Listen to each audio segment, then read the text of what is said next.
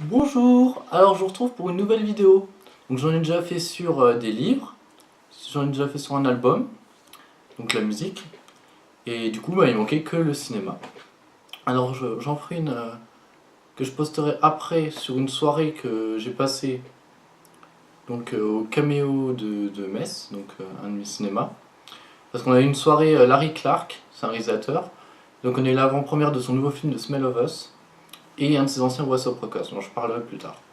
Dans celle-ci, je vais vous parler du film que j'ai vu hier et qui est sorti mercredi, le dernier film du studio Ghibli, Les Souvenirs de Marnie.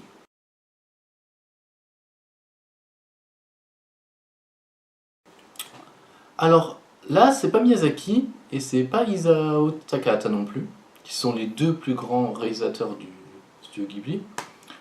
C'est un troisième, qui s'appelle Hiromasa Yonebashi. Ce nom me disait rien, mais au final, quand j'ai fini par chercher, c'est en fait le réalisateur qui a fait Arrietty et le Petit Monde des Chapardeurs. J'avais beaucoup aimé, mais ça ressemblait plus à un Totoro, à un Pompoko. Alors qu'ici, dans cette histoire, il y a des moments joyeux aussi, des bons sentiments, pas de soucis, mais il y a aussi une histoire intrigante. Certains pourront deviner les quelques éléments de réponse au fur et à mesure du film, mais cela ne gâche en rien le plaisir. Donc, il y a un peu de l'histoire et surtout une scène qui me font comparer ce film à Vertigo d'Alfred Hitchcock. Vous vous souvenez, le moment avec la tour, bon, je vais pas en dire plus sur ce point, je vous conseille de regarder Vertigo si vous ne l'avez pas déjà vu. Alors, on commence le film sur un parc, notre héroïne est assise sur un banc, en train de dessiner, elle dessine pour son professeur, c'est un cours, de même que ses camarades qui sont disséminés pas loin de là, il y en a sur d'autres bancs et tout.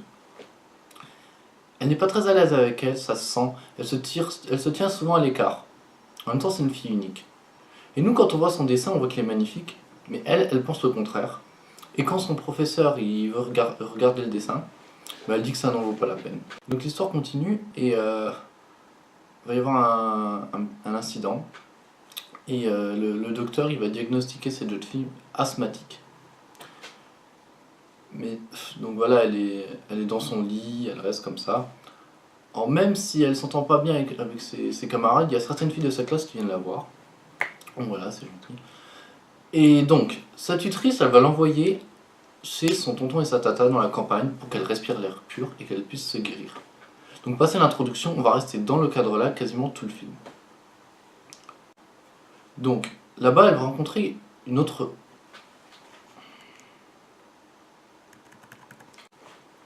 Là-bas, elle va rencontrer une autre artiste, une femme peintre.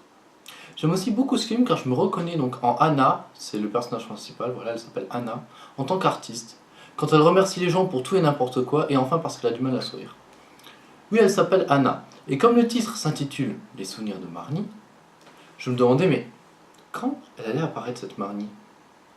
Donc Anna est la plus gentille des filles qui soit, elle est toute mignonne, toute timide, elle a du mal à sourire, et comme je le disais, elle remercie les gens pour tout et n'importe quoi. Elle passe ainsi ses journées à aller se balader, dans la nature, poster une lettre.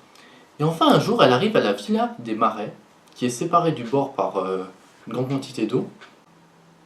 Et donc elle va traverser à marée basse. La porte du grège elle est ouverte, donc elle entre comme ça, un peu prudemment parce qu'elle sait pas s'il y a quelqu'un qui habite ou tout. Elle regarde à la fenêtre, et elle voit, mais non, une maison déserte. Bah, je dirais il y a des meubles, mais c'est recouvert de blanc. Donc voilà, c'est assez étrange.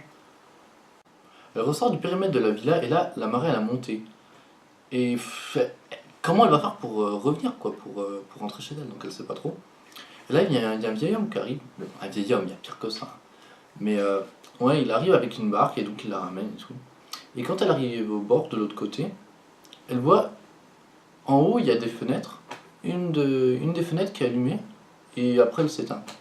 Donc ça l'intrigue et tout. Et voilà. Donc elle finit par rentrer chez elle. Du coup, son tonton et sa tata ils se sont inquiétés.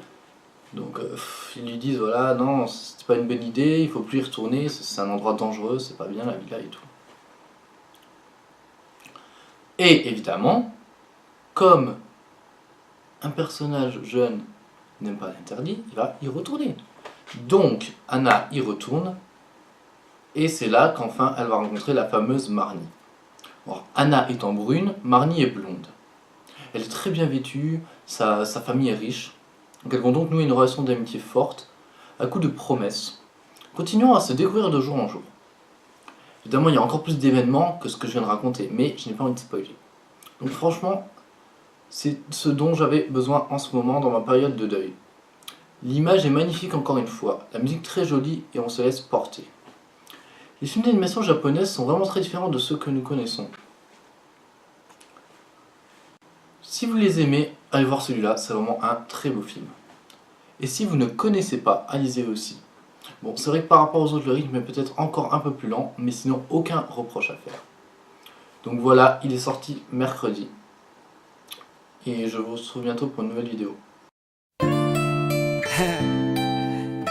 J'ai souvent eu tendance